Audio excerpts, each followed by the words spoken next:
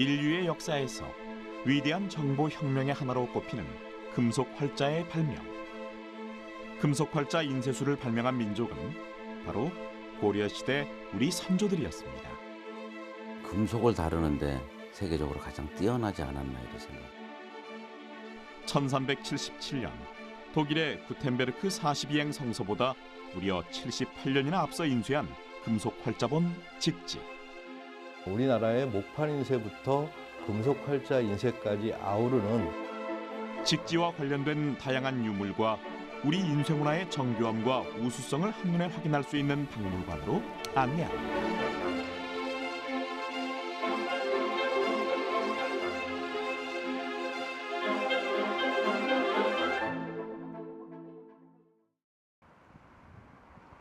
금속 활자의 발상지인 청주. 1377년 간행된 직지는 2001년 9월 유네스코 세계기록유산으로 등재되었습니다. 직지가 만들어진 청주 흥덕사터에 자리 잡은 고인쇄 박물관.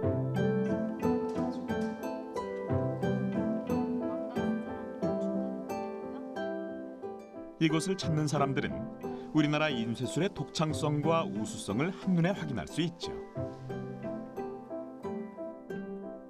우리나라 인쇄 문화의 발자취를 엿볼 수 있는 이 박물관에는 신라, 고려, 조선시대의 목판과 금속 활자 제작 과정을 보여주는 모형과 그림, 그리고 그 활자로 찍어낸 책 650여 점이 보존 전시되어 있습니다. 특히 이곳에서는 현존하는 세계에서 가장 오래된 금속 활자본 직지를 만날 수 있는데요. 1993년 중요 무형문화재 제101호 금속 활자장 고 오국진 선생이 복원한 직지 활자판부터 우리나라가 금속 활자를 창안했다는 것을 입증해주는 직지 영인본까지 눈으로 확인할 수 있습니다. 대한민국이 그 금속 활자 발명국이라고 하는 것을 입증해주는 증거 자료가 직지이기 때문에 직지를 간행한 흥덕사지가 확인되고 이곳에 1992년도에 바로 고인쇄 박물관을 건립을 하게 됐습니다.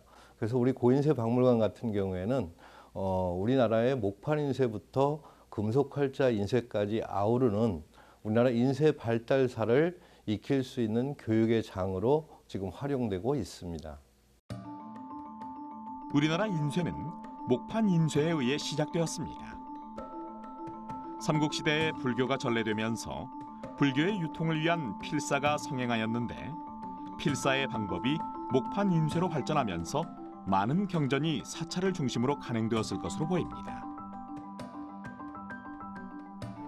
세계에서 가장 오래된 목판 인쇄물인 무구정광 대다란이경.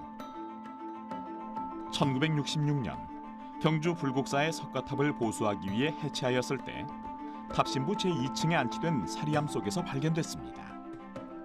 서기 751년에 불국사를 창건했으므로 그 이전에 간행됐을 것으로 추정하는데요. 신라에서 조판되었음이 확실한 한국 인쇄문화의 높은 수준을 증명할 수 있는 귀중한 유물이죠.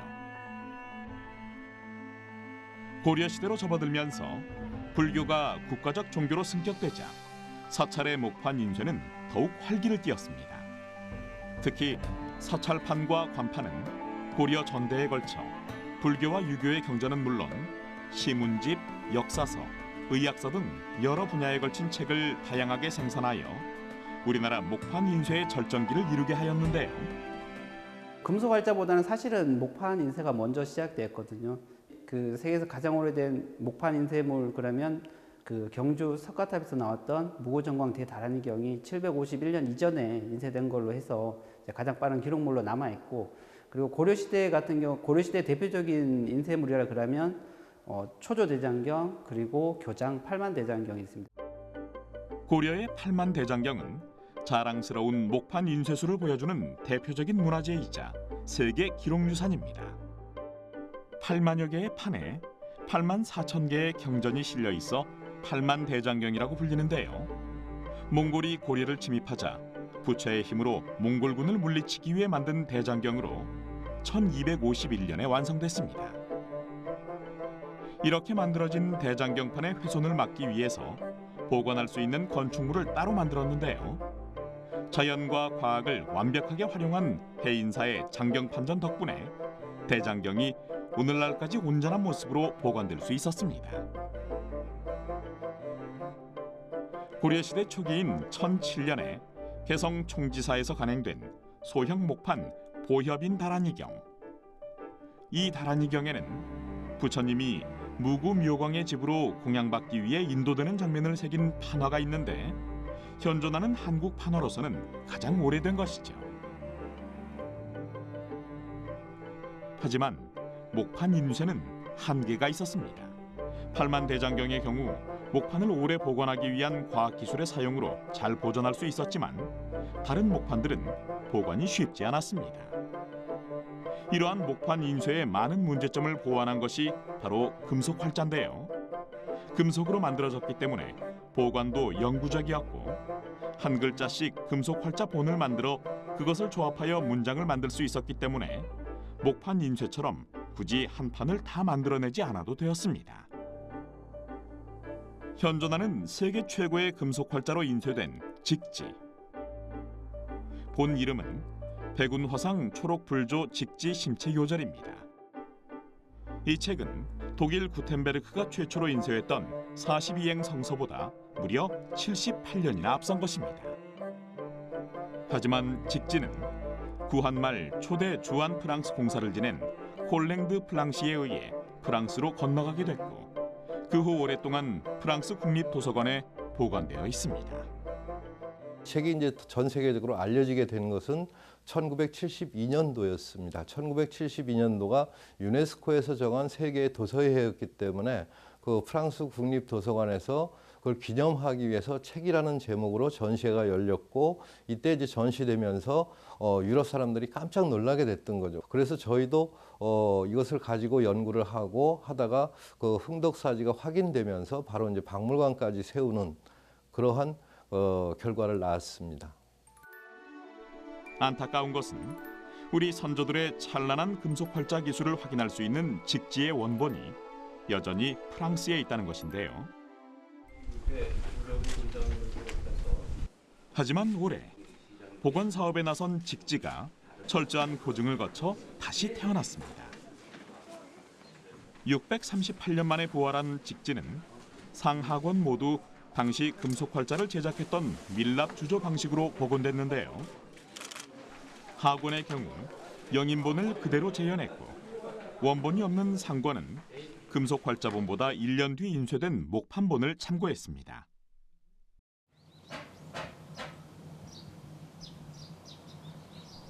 현존하는 세계 최고의 금속 활자본인 직지를 5년 만에 복원하는 데 성공한 장본인은 바로 이민호 금속 활자장입니다. 1984년 서각을 배운 뒤 고향에 자신의 조각실을 만들고 홀로 작업하던 그는 스승인 오국진 선생과의 우연한 만남을 통해 금속 활자와 인연을 맺었습니다. 2008년 스승이 타계하고 나서는 중요 무형문화재 제101호이자 국내 유일의 금속 활자장이 되어 금속 활자 복원에 매진해 왔는데요. 직지는 밀랍 주조 방법으로 복원을 하게 됐어요. 그게 직지가 많은 학자분들이 그 이런 밀랍 주조 방법으로 만들었을 것이라 추정을 한 결과에 의해서 그게 이제 밀랍 주조 방법으로 복원을 하게 됐죠. 한 판에 같은 글자에 동일한 꼴이 전혀 나타나지 않고 활자의 크기와 획의 굵기가 일정하지 않은 직지 인쇄본. 이것은 사찰 제례의 전통적 밀랍 주조법에 나타나는 특징입니다. 이민호 금속 활자장 역시 밀랍 주조법으로 직지를 재현했습니다. 벌집의 찌꺼기를 가열하여 추출한 밀랍에 글자본을 붙여 글자를 새긴 뒤 황토와 모래, 물을 적당한 비율로 섞어 밀랍 활자 틀을 감쌉니다. 이렇게 만들어진 주형을 20일쯤 건조시키고 가마에 넣어 6시간 가열시키면 안에 있던 밀랍이 녹아내리죠. 이 공간에 섭씨 1100에서 1200도의 온도로 녹인 청동 쇳물을 붓습니다. 쇳물이 식으면 주형을 깨뜨려 활자 가지쇠를 분리하고 활자를 일정한 크기로 잘라 글자 면을 다듬어 완성하면 되는데요. 결국 밀랍이 녹아낸 자리에 쇳물을 부어 활자를 만드는 것이 밀랍 주조법입니다. 밀랍 주조 방법은 입체를 만들 수 있는 장점이 있고요. 그리고 주물사 주조 방법은 단면으로 이용을 해서 그 만들고자 하는 내용물을 만들어야 되는데 그것은 입체를 만들 수는 없고요. 단면적인 것을 이용하다 보니까 대량 주조는 가능하되 그게 입체적인 것을 만들 수 없는 부분들이 있기 때문에 동시에 시대적으로 동시에 두 가지가 다 사용을 했다고 보여집니다.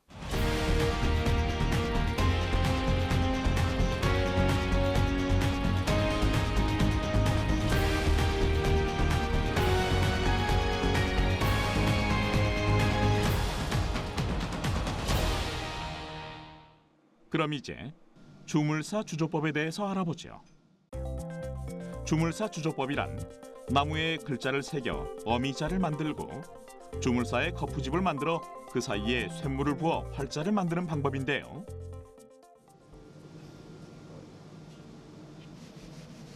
모래채를 이용하여 주물사의 덩어리나 이물질을 걸으면서 아래쪽 목활자 주변을 고루 채웁니다.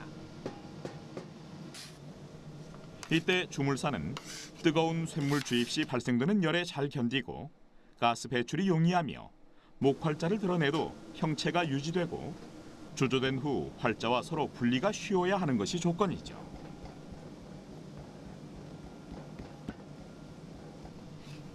주물사를 주형 틀의 윗면까지 눌러 채우고 평평한 자로 수평이 맞도록 주물사를 깎고 밀어냅니다.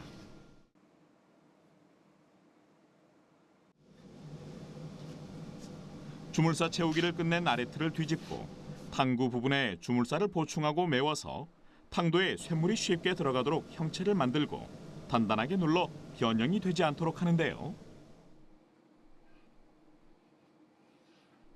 그 다음 윗틀을 아래틀과 맞추어 얹고 테두리에 부착된 상하 연결쇠를 단단히 고정시킵니다.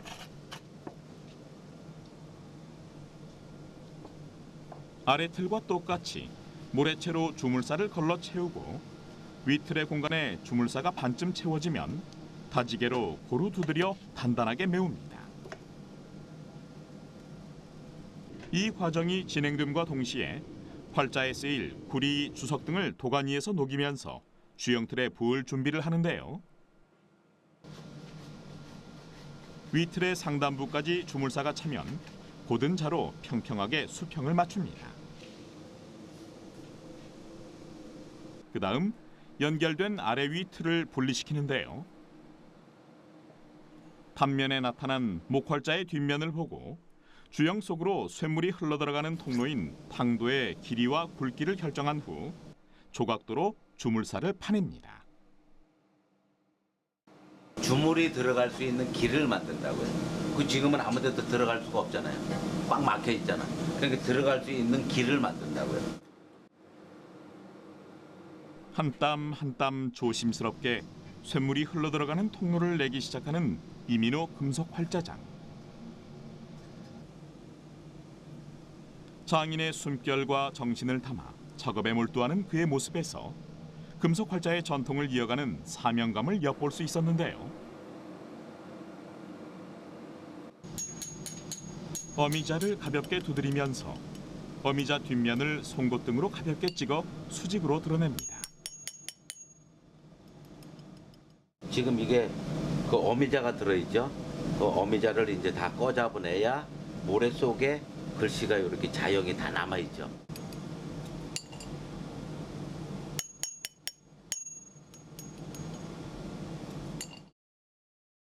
어미자를 다 드러낸 다음 아래 위 틀을 합치고 연결고리를 채워 고정시키는데요.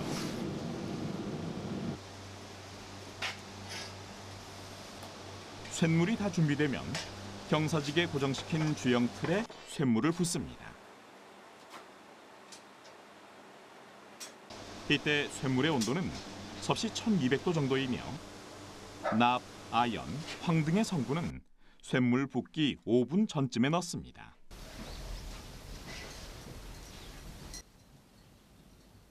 쇳물을 붓고 식기까지 약 20분 정도 기다린 후에 주형 틀을 분리하고 활자와 가지쇠 부분을 솔로 문질러 조성 여부를 확인합니다.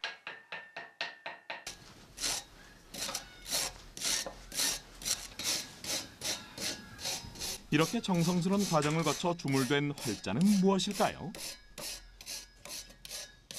지금 월인 천강지곡이라는 책을 지금 주문을 했고요. 지금 여기 보면 월인 천강지곡상 이게 이제 제목입니다. 해서 이게 한글 활자를 지금 주문을 했습니다. 고도의 기술이 집적되어 완성된 금속 활자.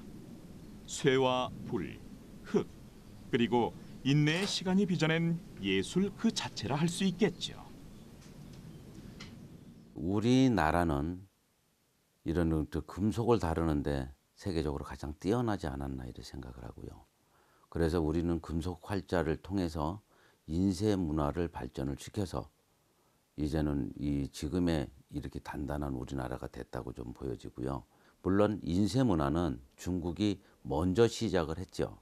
목판이라든가 모든 종이라든가 모든 인쇄술은 중국이 먼저 인쇄 문화를 발전을 시작을 했지만은 우리나라는 그걸 받아서 금속 활자를 이용을 해서 인쇄 문화를 발전을 하게 되게 됐다는 점이죠.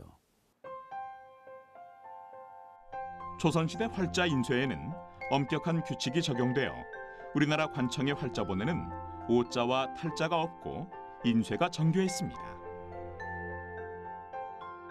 조선시대의 한글 활자는 이미 활자명이 붙여진 여러 한문 활자와 병용된 것이 특징인데요.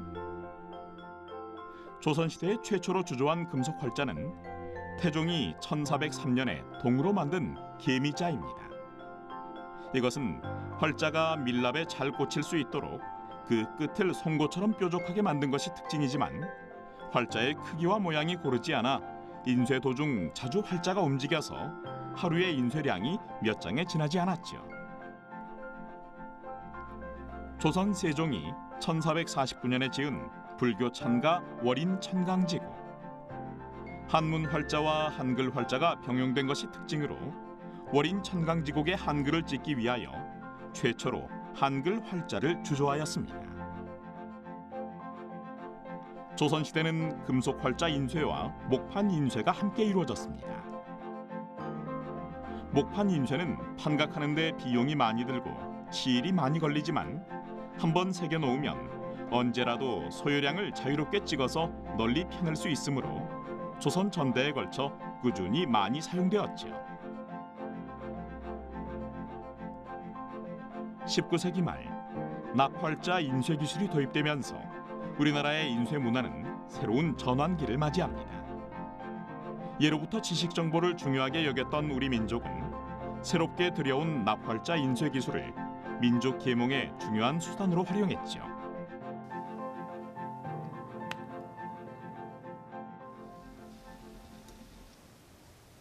조선시대 세종 18년에 만든 병진자가 납활자입니다. 납활자는 납합금을 거푸집에 흘려넣어 한 개씩 주조하여 만든 것입니다. 납은 비교적 낮은 온도로 융해되어 유동성이 좋고 응고가 빠르며 수축이 작고 불이나 철 거푸집에서 주조된 것은 쉽게 분리됩니다.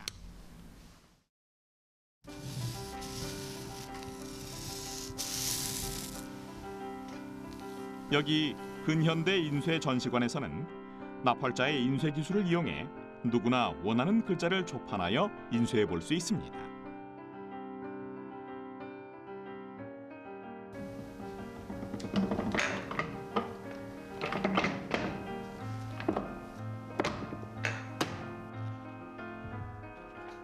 프린터로 인쇄했다고 해도 믿을 것만 같은데요. 인사이드 과학관이란 글자가 선명하게 인쇄되었군요. 우리의 금속 활자 인쇄술은 서양보다 훨씬 앞서 있었습니다.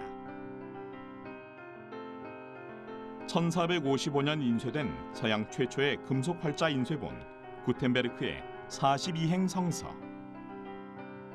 이 책은 1282쪽에 2권으로 되어 있으며 약 20명의 장인들의 도움을 받아 완성됐습니다. 구텐베르크는 이 성서의 인쇄를 위해 290개의 서로 다른 자모를 만들었지요. 사파로 그려진 머리 글자와 부호들은 뒤에 채색공이나 적색 문자 식자공들이 삽입해 넣었습니다. 이곳에선 서양의 활자 주조기, 자모 조각기, 활판 인쇄기 등 1910년을 전후에 사용됐던 각종 장비와 물품, 인쇄물들도 만나볼 수 있죠.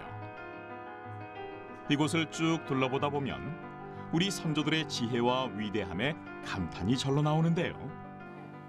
우리의 뭐 문화유산이기도 하고 그래서 많이 들어는 봤지만 사실 관심 있게 막 알지는 못한 것 같아요. 근데 막상 여기 와가지고 보니까 우리 선조들이 참 예전부터 많은 기술과 좀 과학 기술도 굉장히 뛰어났었구나 뭐 이런 것도 좀 느끼게 되는 것 같아요. 네. 이 금속 활자에 대해서 일반인들이 지금은 많은 관심을 아직은 가지지 않고 있습니다. 그래서 우리의 문화는 꼭 금속 활자뿐만이 아니고 우리 모든 이런 문화가 제대로 우리 전통 문화가 개성 발전이 되려고 하면은 많은 대한민국 아니면 전 세계인들이 많은 관심과 사랑을 줘야만 이게 전수가 되지 않을까 생각을 하고요.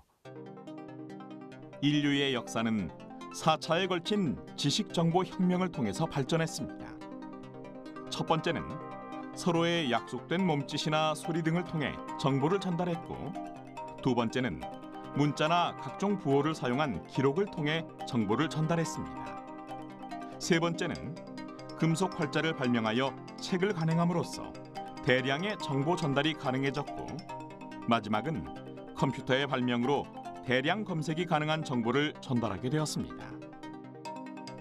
1377년 청주 흥덕사에서 금속 활자로 간행한 직지. 우리 민족이 위대한 정보 혁명인 금속 활자를 발명한 슬기로운 민족이라는 것을 입증하는 증거물이자 인류 문명 사상 가장 위대한 발명품 중 하나입니다.